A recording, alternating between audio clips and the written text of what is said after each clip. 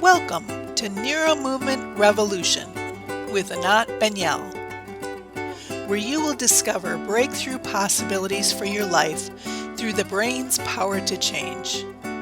We're so happy that you can join us in making the impossible possible. And now we're moving forward to episode 40. We've reached 40 episodes, Anat. Oh my goodness. That's a landmark. It is a landmark. Yeah. So episode 40 is carrying on the theme of Education Interrupted. So it's the final part of our Education Interrupted series. And it's geared towards like teenagers, potentiating your 15 to 18-year-old teens learning during a time of rapidly changing landscape. And we do actually have a couple of questions related to older teens already, in addition to a couple of other questions that are on different topics. So I would like, so first of all, I will talk about teens I'm trying to think what to do first and what to do second. I think what I'll do is I'll just say a few words about teenagers, and then I'll go to respond to questions that may come from different ages, as some of which we already have. So, you know, I love teenagers. I just love them. For me, they're just like, there's something so authentic about them, and they're such a powerful mirrors to us. You know, for me, in my personal experience, it's like they're not adults yet, but they have the agency and the mobility, and in many ways the intelligence, that they don't have the maturity, but they have their version of having everything it takes to be able to do stuff, right? And I think they call on us, the adults that interact with them, to bring up our own game. So for example, so I'll bring it to the education. I vividly remember it with my daughter when I would start kind of talking about something. So if you think of school, I wanted her to sit down, do homework, or whatever it was that I was looking for her that I wanted her to do something from my end. I would say the first word, and she would already know where I'm heading. And sometimes it was rolling the eyes, sometimes it was like literally shutting down, sometimes it was listening. For me, the combination of defining the essentials and observing my child, they came around the same time. I started seeing how I break my own rules, right? The essentials. And a big one is the lack of variability in my own reaction or feelings or emotions about certain things, and my tone of voice, and my belief system even of what's important and what's not important. And I don't think that she could have necessarily analyzed it this way. I don't know. But she reacted to that. And when I became aware of it, I started intentionally, first of all, observing myself. And what woke me up was her response to me. You know, her response to me went like, oops, this is not working. What did I just do? Not what is she doing? What am I doing to evoke in her this response? And I found out that when I don't go into my automatic activity, but I really again, I tune to her and I'm honest with her. And I'm saying, I'm going to tell you something that I don't know if you would like to hear or not. And I would like you to listen to me. And let's see what happens. Or this kind of vein, she became such a nice person. And, you know, we tend to think of, oh, teenagers are difficult. And no, they are wonderful. They can be so, you can really enroll them when you not just do what I said, but actively look to and encourage them to use more freedom, more themselves, to initiate more from themselves, have them find a solution. I remember that, you know, her father and I are divorced. And so there was the whole money question. Who's going, you know, so she asked for things from her dad. She learned, you know, and she asked for things from me. And at a certain point, you know, I said to her, and her father is much more strict, or was much more strict, and like didn't want to spoil her. And it created a kind of a peculiar dynamic. And I could see that it was stressing her out, and she started becoming a little manipulative, which I didn't like. And so she asked me for something, whatever it was, I don't remember. But I remember saying to her, sweetheart, unless there's a real reason for me to say no, I'm going to say yes to everything you ask of me. And maybe I'm spoiling you. I think she was either 16 or 17, I don't remember. So it's your job to make sure you're a good person. I'm not going to be in charge of that anymore. And it created an amazing thing where she is so, now she's, you know, she's older, but she's so conscientious about what she asks me that I have to say to her, sweetie, it's okay, just ask, it's not a problem. So that is the kind of thing that you really start looking to partner with with your teenager. What would work for you? How can we do it? We have to make it work. You still are a leader. You're not gonna, she did a summer job. They loved her. It was a music store. They wanted to hire her full time. I mean, I don't know if you are going to like my solution with her, and they paid her. So, and she just wanted to leave school. She was 16 and she thought she had enough of that. And she wanted to make money, and she loved being in this music store and with the musicians that came in and all that stuff. And I said to her, no, that's not going to happen. You're going to be able to work there 2 afternoons. You're going to do your homework. You're going to finish school. And when you finish school successfully, so you could go to college. If you wanted to, you can go or not go. But I could see that I was going to lose her. So I knew how much she was earning. And I said to her, you're going to go 2 times and earn the money. And for the other 3 days, I'm going to pay you for doing schoolwork. For not going to work, I'm going to pay. I just did that, and it worked. You know, I said, I'll pay you for not working, because she really wanted to work. Anyway, I think maybe I shocked a few people, but but what do I care? I anyway worked for her primarily, right? To support her. So that's the kind of freedom that the teenagers, the freedom of spirit. It's not lack of boundaries. It's not lack of leadership. I don't think that's a good idea. There's a place where this is not okay. We're not going to do that, or this is it has to be done. But use the essentials, show the essentials, get the ebook and have your teenager go over it with your teenager. And when there's challenges, say, how do you think we can use the essential here? Which essential would you like to do now? Engage them. They're brilliant. They're really, really brilliant. So it's not a manipulation. It's like, you know, it's just like open. The cards are on the table. Okay. So any question or comment, and I'll go in reverse in terms of responding to people. Anything that came up with what I just said?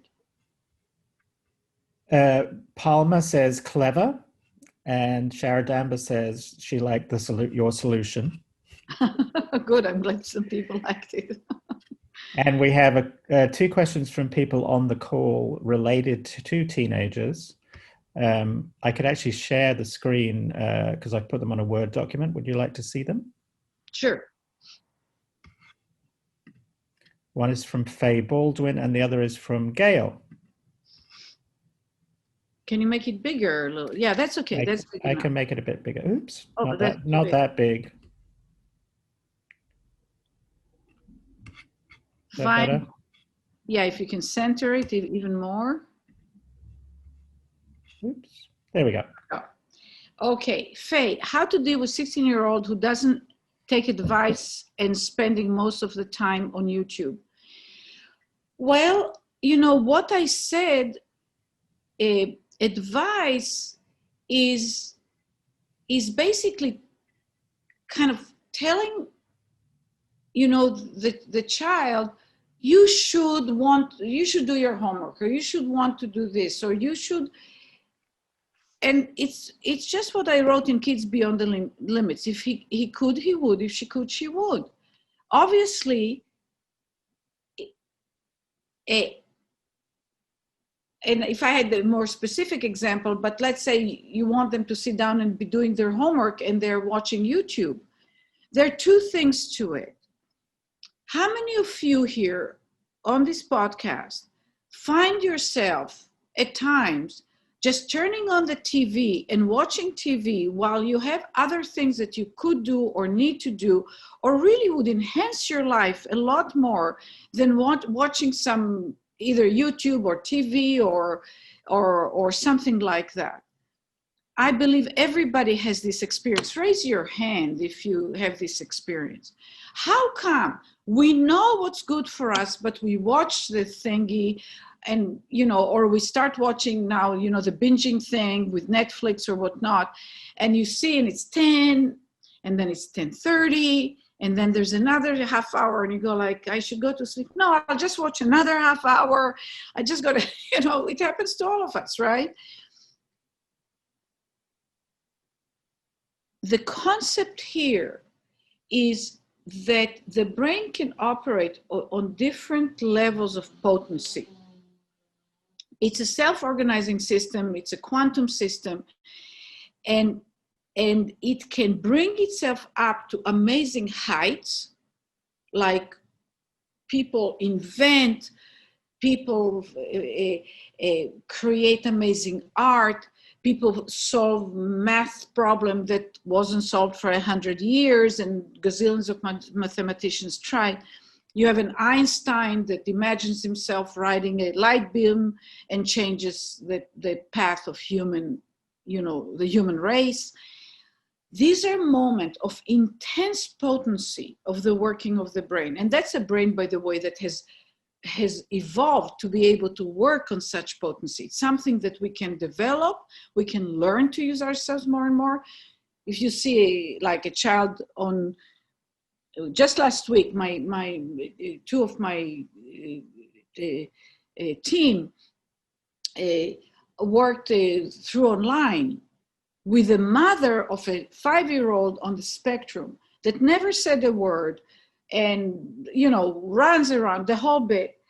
And before the end, but we will sum up the week, 4 sessions of half hour, the child is saying words, looks at the book, names what he says, and there's a whole host of other things. That means that brain has been popped up to operate on a much higher level. And the outcomes, we see the outcomes, right? It's like the fruit of that event. But we can't, so first of all, we need to figure out how to upgrade the brain, because if the child finds a difficulty in doing where he gets the advice, where he, again, I'm going back to the same thing. If it doesn't have the distinction, if the brain doesn't have the information to work with, it's an information system. It's not like do it. into the doing it, there's millions of little bits and pieces that have to fall into place. We don't have to know what those pieces are, but we have to create opportunities, like the mistakes I talked about in the previous podcast, so that the brain can go, oh, this is too big, this is too small. So you start looking and then you narrow it down. Advice giving, I wouldn't do advice. First of all, the way I would language it is I would say something to the effect of what I would like for you to do. Because when we give somebody advice, we present it, it's like for you, but it's really we want them to do that. It's what we want of somebody else when we give them advice. So, and even if it's the advice, go to the doctor, because, it's an extreme example, but I had a very close friend that passed away, and she had cancer, and she believed in natural, interventions. Now, I'm a big consumer of natural stuff, but I'm also a big believer and consumer of traditional Western medicine when it's appropriate. So I didn't want to upset her. And of course, I think it might have been helpful had she consumed, the Western medicine offerings. But I was aware that I wanted her to do it because I was anxious. I felt that it's important. I didn't know for sure it's important, but I felt it. So when I talked to her, I said, it would really make me, less anxious if you did this or that. But of course, it's her life decisions, and I wasn't the only one, but, had to honor it. With a child, we take charge, you should talk like that. It would be better if you do this. You don't present it. You say, sweetie, so like with my daughter and her driving, when she started driving, so I'll give you examples as a parent. And she just wanted to be unleashed. And I said to her, look it. And of course, it was my car, and I had the keys to the car, so I was able to, she couldn't just, and she wouldn't. I mean, she's a good person, but she had her desires. And I said to her, sweetie, I'm your mother, and I can't help but love you. And as somebody who loves you and being your mother and still being in charge, this is how it's going to go. You're going to call me before you're going to tell me when you arrive. She felt so burdened by it. She just wanted to, because a car is a sign of freedom. And I said, I know a car is a sign of freedom. So you're going to have more freedom, but it's not going to be absolute freedom. But I presented it as something that comes from me, not something that she's supposed to agree with me. And the other part is your son is going to watch YouTubes because it's so much easier for him than doing other things. So if we want them to do other things, one of the ways for him to be successful and for us to be successful is to be with them and to look for ways to give them access to the distinctions, to make it interesting, to move it to something that they are interested in and do it in there, So, I sent my daughter, there was a summer between whatever grade to whatever grade in high school that they gave an 8-week course where they trained them how to apply for a job and that's how it all happened. And she selected the music store and she got it. And I did it because, she grew up and, she got everything she needed. And she had no concept of money. She had no concept, of what it takes to earn it. And I wanted to get the concept. And I sent her to do it because I wanted her to get the concept. She had 1 or 2 other options and she didn't want them. Then she took that one. And then here she didn't want to stop working, right? So I had to deal with that.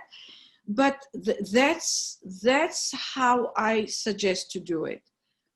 Rather than advise, find a way to frame it that involves you being honest about what it is that you want, why you are asking for it to be done, and then supporting the child. And I wouldn't use punishment, but that's how I would do it. Okay, I hope it's helpful. What was the other question? I will share the screen again. And then I promised the 6-year-old to give the Yeah. answer. Gail, my close friend, the 16-year-old who was already doing very poorly in school, almost dropped out. My friend gets so agitated and just wants him to graduate that she finds herself doing his work. Oh, this is so bad. Oh, I so feel for that mom. He doesn't find anything interesting and has trouble reading and doing math. Okay, the answer is already there. It's not that he doesn't find anything interesting. He has, don't take it away yet. Okay, you can bring it back in a second. It's that he has trouble. He has trouble and we don't know. For like the example with the boy, even though there were lines there, his brain couldn't make sense of those lines and couldn't get a relationship formed between the existing lines and the things that he was generating. So, and he's 16, it's not too late, but it's really important. Two things. First of all, if you can work with him a few times, no, you can't work with him. Okay, let's read the rest of it. Almost dropped out. My friend gets so agitated and just wants him to graduate. Yeah, okay. I worked with him years ago with positive results, but they haven't continued. It was clear to me that he could probably be diagnosed as hyperactive. I'm not sure how I can help my friend. Well, wait, I don't know what to say, Gail. I mean, the only way to help is to work with the child and the mother. And so often, that's one of the big challenges. One of my solutions that I came up is to cross between parents.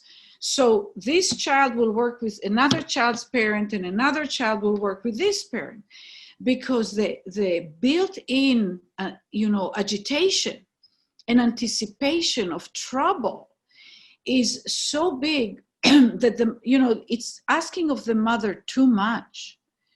So somebody else should be interacting with the child. Somebody else should be sharing the Zoom screen with the child and should be seeing the child, and making the suggestions I'm talking about.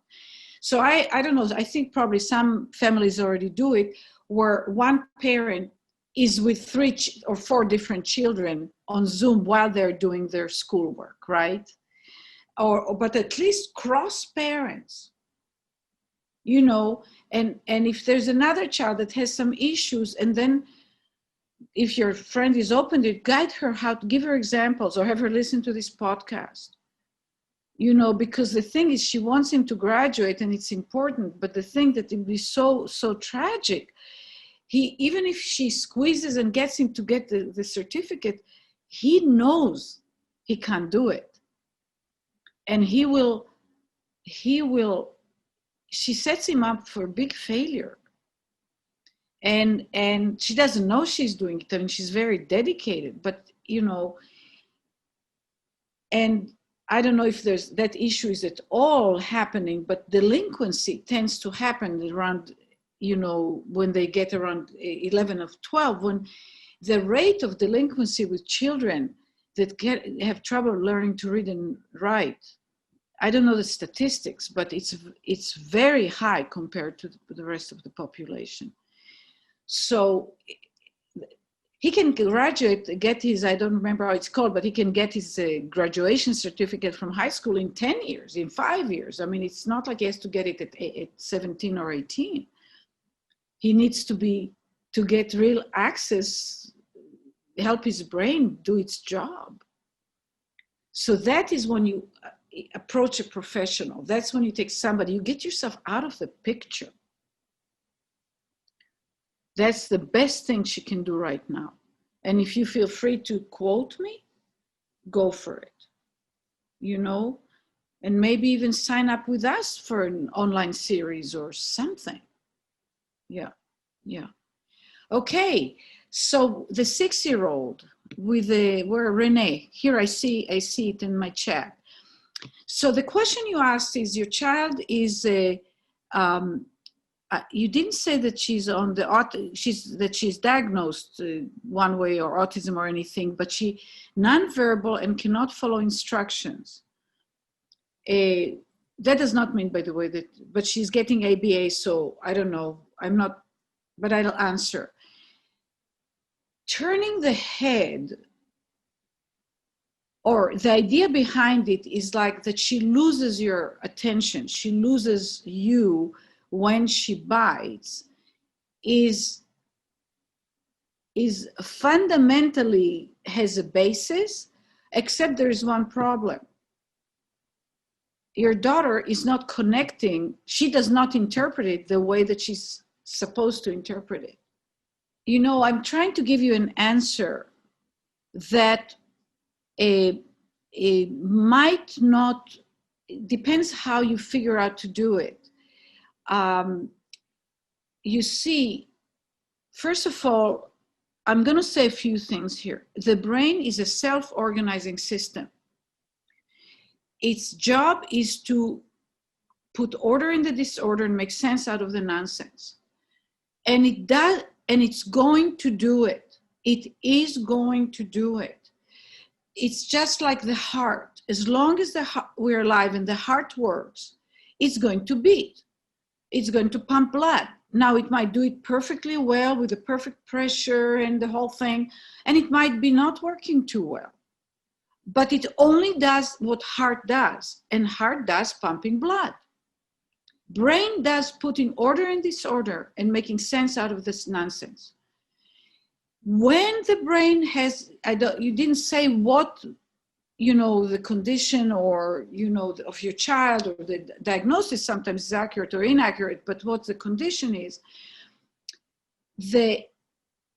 but there is obviously a challenge for that brain to do the spontaneous process of progression of learning, like acquiring language, or I don't know how much your child can move and organize movement and so on, but I don't need to know that to give you this answer. So the brain is going, and the brain has to notice. Remember in my book, if you read it, it's the perception of differences, is noticing what's going on versus something else. That discrepancy between something in the stimulation to another thing in the same vein of stimulation, that signal to noise ratio, what is called, is the source of information for the brain, with which it grows connections, creates neural networks, etc.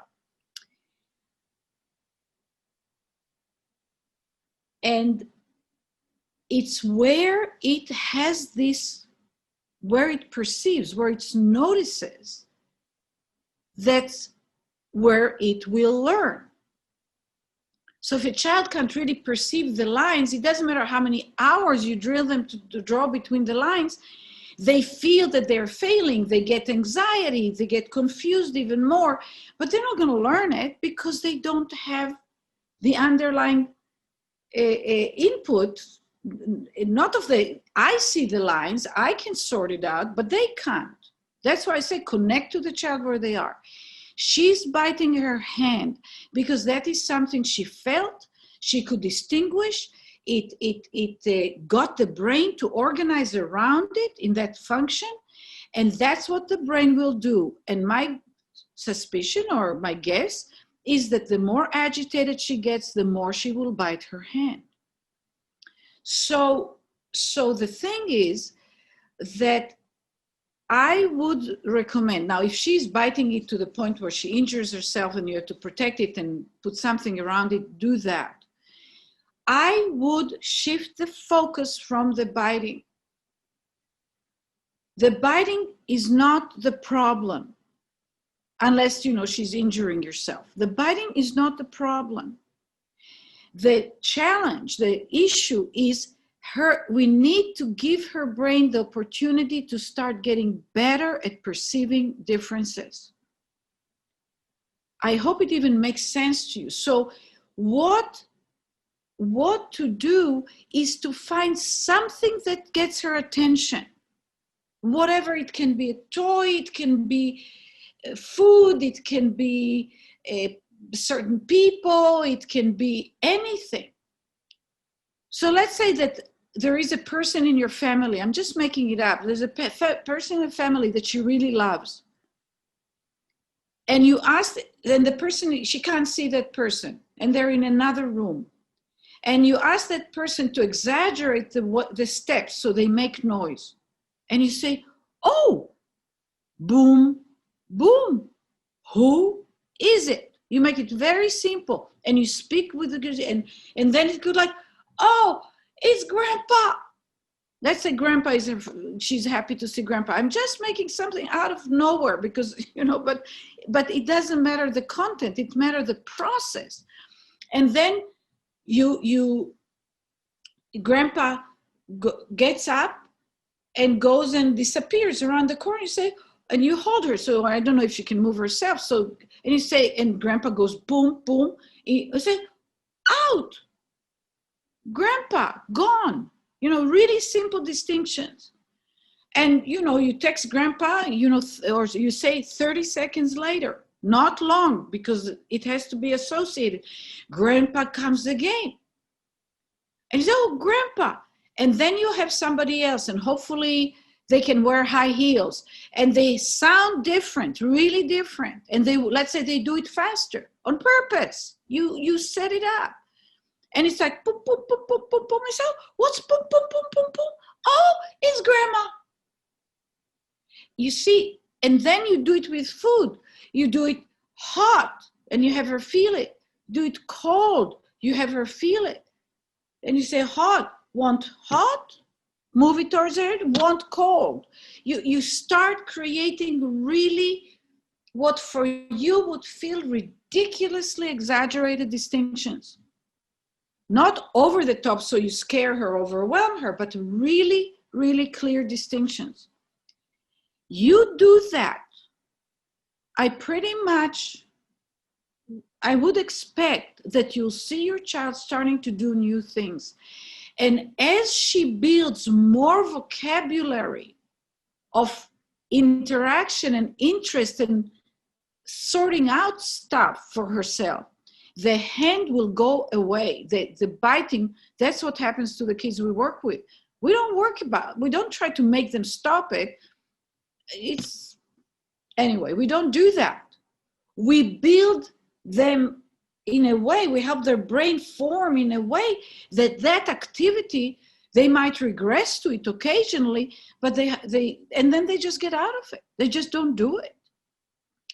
So, and another thing here, I'm going to plug it. I didn't plan on doing it. We do offer the NeuroMovement online at-home coaching program. And anybody who wants help with their child, you can sign up for this program. We have cut our prices pretty much by 50% to make it more affordable for people during COVID. And we coach the parents. We don't coach the children. We sometimes interact directly, also depends on the age of the child. However, the coaching is for the parents. So the parents learn how to bring these things I'm talking about and all the essentials into the daily living. And the most amazing thing is, it's not just the children that need it, it's also we need it.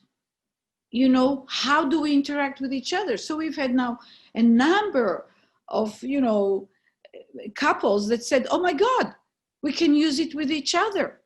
It improves the relationships. It improves the relationships between adults. It's a skill of connecting brain to brain. It's a skill that one brain becomes useful to another brain. So should I answer or respond to something else that I have neglected, Neil? Well, we have the questions, but I think we need to end for today. Yeah. But I've made a note of the questions that didn't get answered, and we can address them either. We'll address them in next podcast. Yeah. Yeah. And by the way, if there are topics that you would like us to address, I'm going to, invite people. I'm about to invite a few really wonderful professionals, really spectacular. But for the podcast, but I always like to keep answering questions if you have any topic or focus that you would like me and Neil to address, just let us know. And yeah, I mean, those two questions were both related to toddlers, so we can look at that and maybe fashion a podcast around that. Okay. Wonderful. Thank you so much for being on the podcast and for your, I love, I think the most important thing for humanity is not just to learn the basic that we learn in schools and even college, but to make learning a lifelong path that is learning things about, like from the outside, and also personal evolution, personal growth, personal evolution, to be put the setting on learning. And I think that will make a huge difference to all of our future.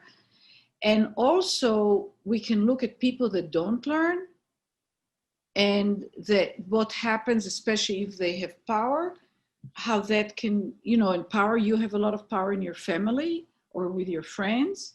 And then there's other levels of power, and so it's really, really important. And we're built to learn. We have a brain that actually needs to learn to be healthy. So thank you for being with us, and thank you, Neil. And in 2 weeks, we'll hopefully meet again.